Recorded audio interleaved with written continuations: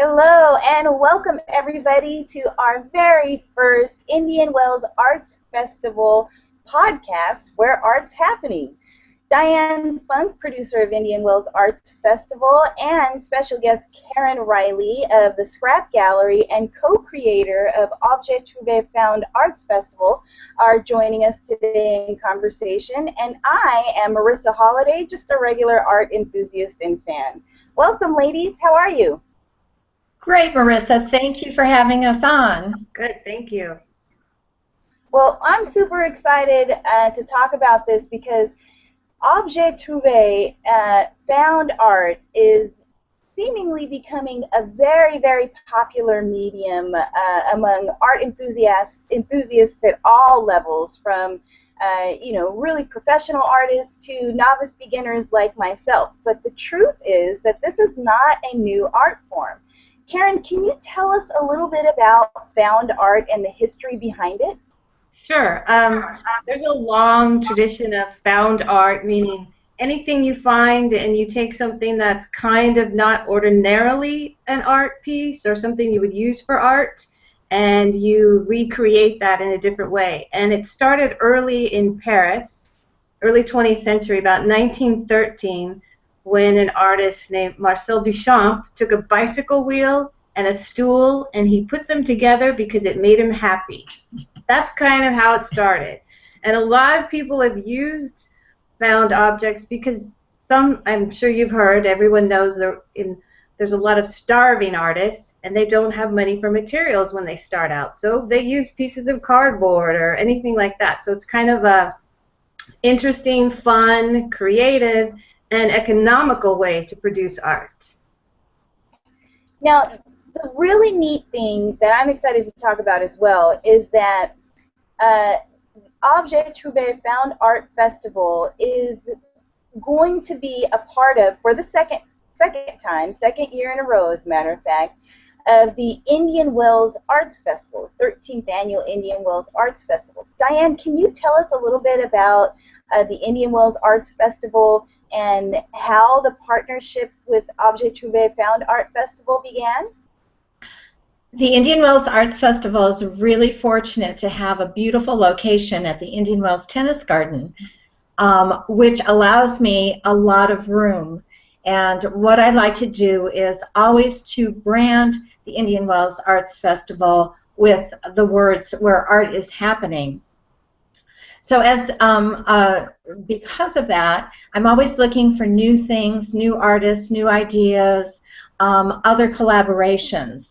And for many, many years, Karen, actually with Scrap Gallery, has always been at the festival, not only providing hands-on opportunities for a lot of the kids who come by, but the thing that was really most interesting was recycle bicycles.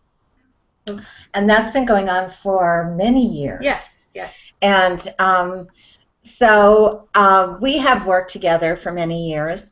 And then we were talking just the summer before last about some ideas that Karen had with Bill Shinsky, who is her collaborator. And they were talking about a found art festival. And just going over the things you need for a festival, like porta potties, fencing, security, items, advertising, all the things that it takes to make a festival. I wanted to give them a hand. They're both nonprofit organizations, and I said, well, if you'd like to come over to the Indian Wells Arts Festival at the Tennis Garden, I've got some space for you. So that's when they both decided that, yes, they'd like to do it, and that's when we started working together on this project. What was last year like, having a festival inside of a festival? What kind of experience did that create for the festival goers and art enthusiasts that were there? From my point of view, I think they were really excited to come in, and many people who were coming through the gate were asking about it, where it was located, etc. And I saw personally just an explosion of a different kind of interaction, I think, with your festival. People were more casual. They came over. They knew that they could maybe touch things a little bit more than a painting.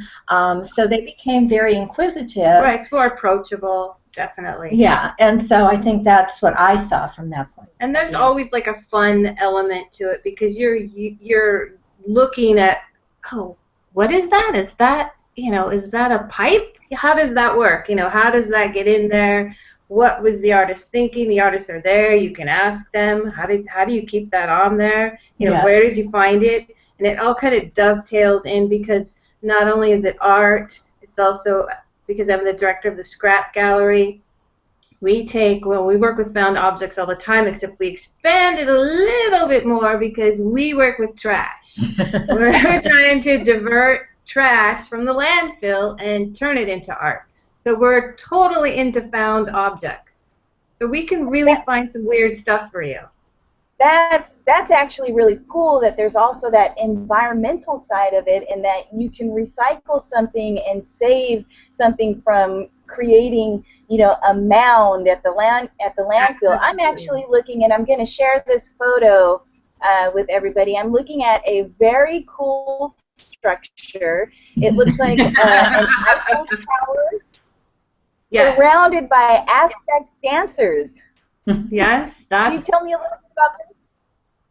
Yes, that's a 20-foot high Eiffel Tower recreation created by Mary Foote. She's a sculptor here in the Coachella Valley, and she works with Bill Shinsky, who we mentioned before, at the Coachella Valley Arts Center. And these are some Aztec dancers that Dianne has at the Indian Wells Arts Festival who dropped by to do a little dance in front of the Eiffel Tower. Now, at the very top of Mary's Eiffel Tower, there is a foot. Now, it's not from Mary Foote. I know everyone thinks that, pun intended. But actually, it's from another piece that was a couple of years ago. The Scrap Gallery did a shoe show. So that shoe at the very top is a recreation of one of Frida Kahlo's shoes because I happen to be a little obsessed with Frida Kahlo. So if I can throw Frida in the trash, so to speak, or found objects, I do that.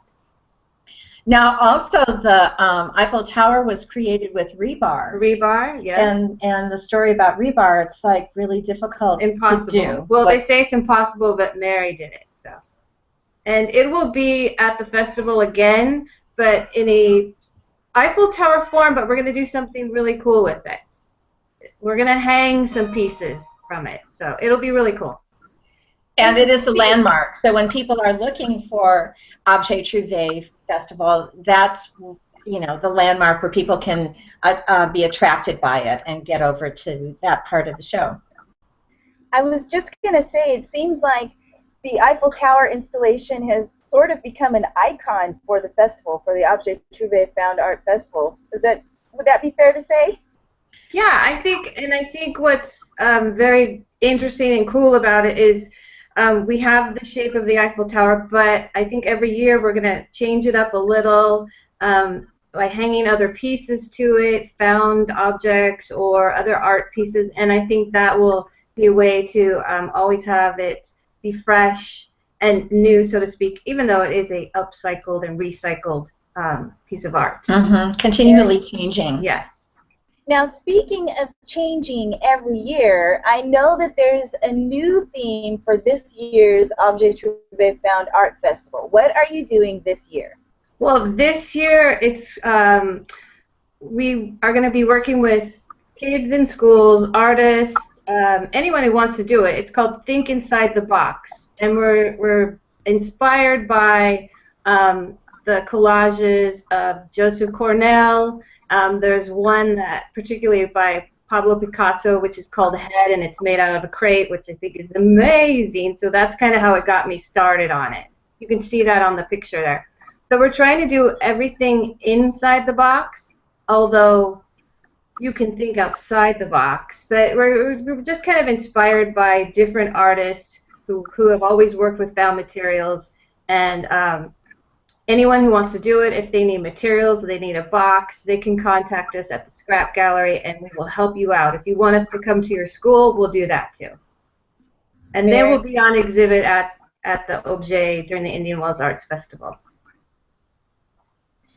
Now, when last we spoke about this, we sort of talked a little bit about the parameters of a box. And I know that the theme is think inside the box, but really you're encouraging people to think outside the box for that theme. Is that right? Yeah, think outside the box, inside the box, so to speak. And the box can be any size. And, you know, because of how we like to look at things at the Objet Trouvé, let's do your interpretation of a box. At least have a couple of sides for us. But yeah, any size. We plan on doing some very large installation boxes to have at the festival. So it won't be just you know, a shoe box. There's going to be all different kinds of boxes, and we'll have probably about 100 to exhibit because we have a lot of elementary kids that will be doing it too. Are you going to have something like your community to participate and yeah, we do a box? You mean have an empty box? Yeah. Yeah. Have an empty box and a pile of objects. So people can create one while they're there too. Yes. I want to share a picture of some of the kids you work with. They're absolutely the cutest kids and crazy talented. And I think, you know, art is such an important influencer, not only for us as adults, as a de-stressor, as an outlet, and as a release, but also for young minds that are just starting to form their world perspective. And so I love the work you guys do with the kids, and I wanted to share this fantastic photo of some very proud artists. Yes. And tell me a little bit about what project they're working on here. It looks like they've recycled some CD covers. And yes, we get a lot of CDs, so we try and figure out all kinds of ways to reuse them. We don't want them to go into the landfill because they do have toxins in there, and because they're basically made out of plastic, they will never biodegrade. So if we can reuse and recycle what we have, we're always trying to do that. So yeah, that's one thing. And all this week, let me tell you, we're making penguins out of CDs all this week. So and penguins, well, for the belly part, because you know, penguins of Madagascar is a big deal this week. The movie and winter and Christmas, they're really cute. I'll bring one next time and show you guys. Very cool, very cool. Now, how many artists do you expect to have this year? I think we're working on 20 to 25, and we have lots of room. So if we can accommodate more. We're very fortunate that Dianne gives us the space that she gives us. So within the festival, we still have the larger Indian Wells Arts Festival taking place surrounding it. Dianne, how many artists do you anticipate having this year? We have 200 artists, and I always keep it at that number, only because I think it's really fair to have an easy amount for people coming to the show to deal with, and it makes it more profitable for artists not to have more than that. Right. So, and we have like probably around 11 different categories of artists, and within those categories there's probably 60 mediums. So it's a judge and jury show, so during the event on Friday, judges will go around and determine the winners of the various categories. I was just going to ask about the categories. Now, I've had a chance to have a sneak peek at some of the artists, and we've actually been sharing some of the artists and their work on our Facebook and Twitter pages, so be sure to follow us and like us there so you can have that sneak peek as well. There is just some amazing work. I mean, from digital photography to I was just looking at, today I was looking at, it's called basket clay, or clay baskets, pottery that's influenced by traditional Native American art, and it's just absolutely gorgeous, completely unique. Who are some of the artists that you're looking forward to seeing as returning artists this year, Dianne? A very popular guy here in the desert is Snake Jagger. he has quite a following, and he is just a wonderful character. And he actually came to one of the schools last year to do a class, an art class with Washington Charter School. And he taught the kids actually how to do three-dimensional art, so that the different colors and how they're placed on a piece of paper with 3D glasses will give that 3D effect. So that was really fun. He did an underwater scene with the kids. Snake is really a popular guy, and he also is dabbling right now with Objet Trouvé, even though typically his medium is painting acrylic and oil like that. But he's trying to get into that side of things.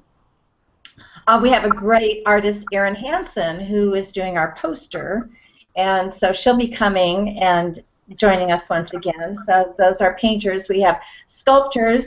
David Filosi from up in the high desert usually brings a large piece of rock, and he starts sculpting there. So we have like all kinds of, we have jewelry and clothing and glass blowing. Glass blowing. Bruce Freund brings an actual portable furnace, and he does demonstrations all day long, every day. And he's just wonderful and marvelous, and people love, love, love watching that. A weaver from New Mexico brings a loom, and he'll be weaving. So that is why we say we're art is happening. People like to watch and see how artwork is put together. And just like when they go to Objet Trouvé, they love to look and see how everything manages to come together. So that's basically what we do.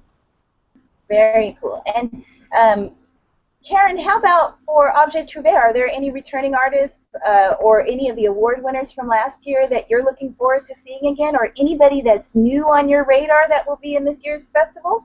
Well, we're working on some new ones, but we do have a few returning so far. Andrew Butler, who's a photographer who frames all his work, and his work's from all over the world, using old windows and door frames. That's really, really cool. We have a sculptor from Las Vegas, Gary Johnson, a very popular artist that's returning. I think we have about 4 or 5 that we know are returning. I'm pretty sure, we feel pretty good about the ones that we had last year that are returning. So we're working on trying to find some different, I don't want to say junk, but maybe I want to say junk, but junk spelled the French way. You know what I mean?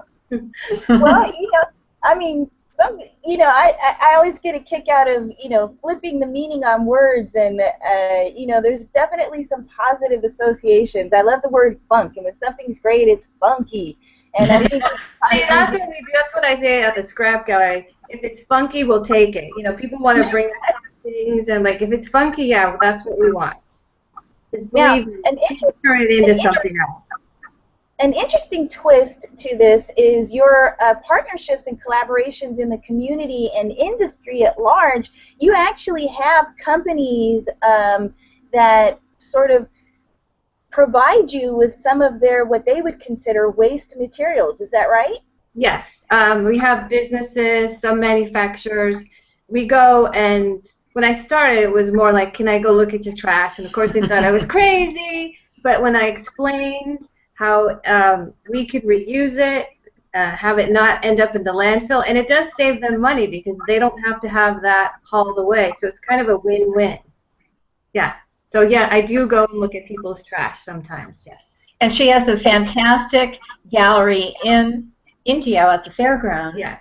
At the National Date Festival Fairgrounds, which is open during the festival time. Yes. And she just has huge bins, trash bins, that are actually workshop areas for the kids. They sit inside the bins and they put together their projects. Yeah. And there's all kinds of things that they can choose from. It's just fantastic what Karen does, not only for teaching them the art, but knowing the whole process of how important it is to recycle, because they take that message home to their parents. And that's exactly what we want. Yeah, that's the goal. And their parents come up to me at the gallery or even the festival, and they say, "You're the reason why I can't throw anything away." And I'm like, "Great, that's right, I am the reason."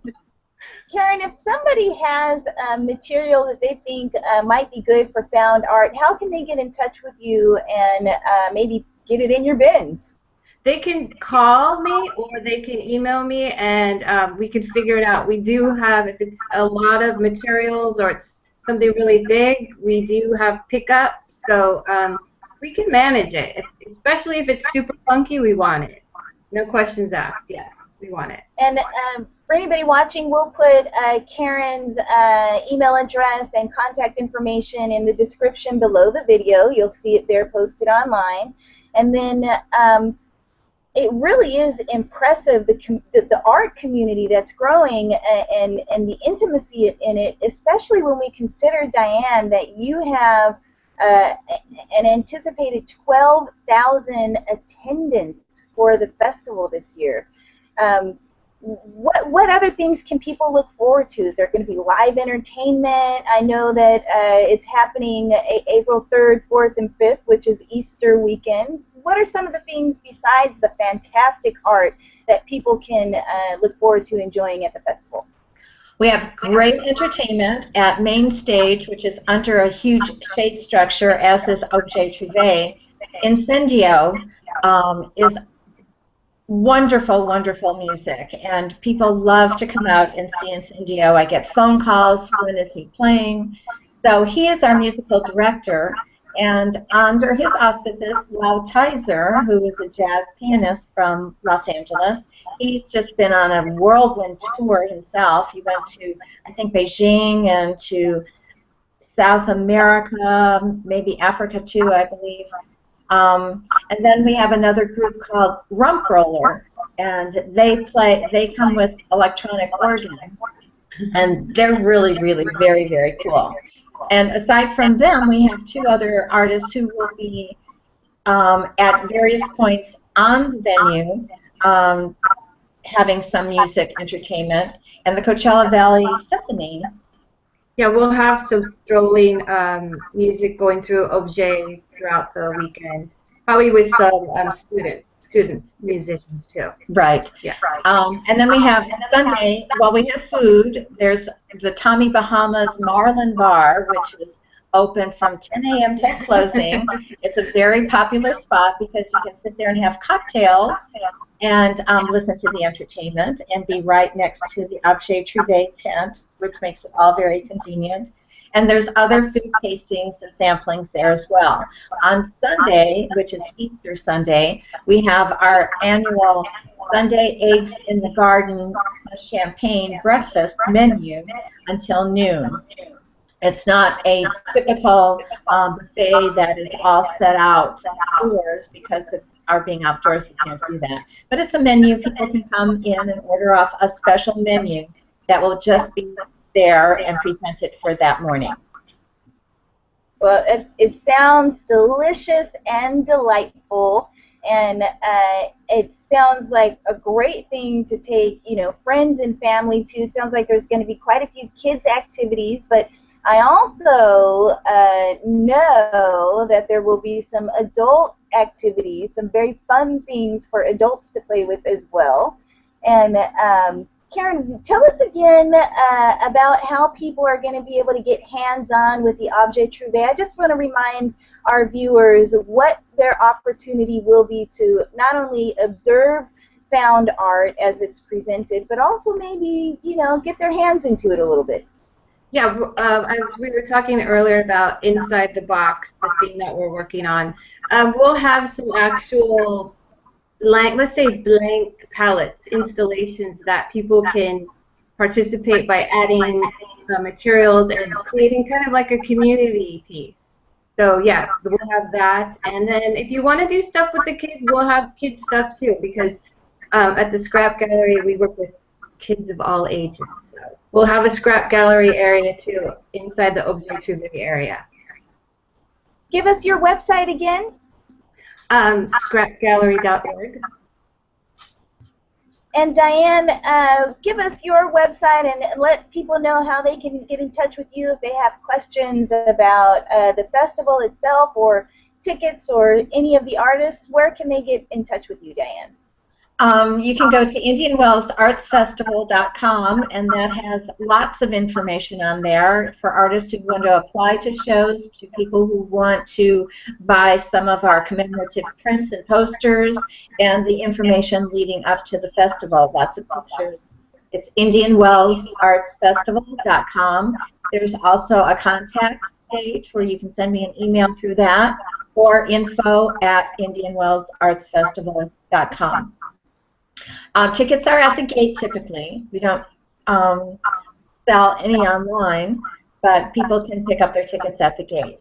The tennis garden is owned by Larry Ellison, who is the owner of Oracle, and he has really dramatically changed the original tennis garden from its original beautiful shape and size and added a new stadium, a wonderful drive-up entry and parking that's very convenient right up front. So it's really a very gorgeous, beautiful place to hang out. It's just stunning.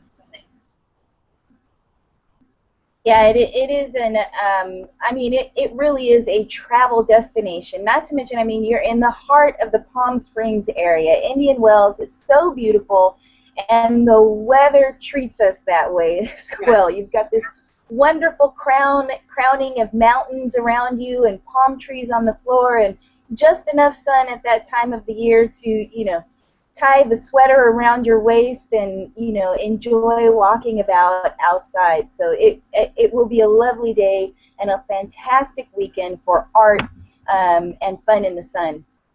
Thank you, ladies, both for your time today. It's been really interesting learning about Objet Trouvé Found Art Festival and the different activities and artists that we'll be able to meet live and in person and participate with.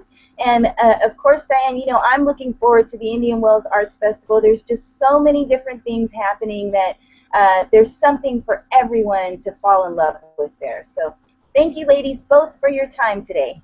Thank you. Thank you.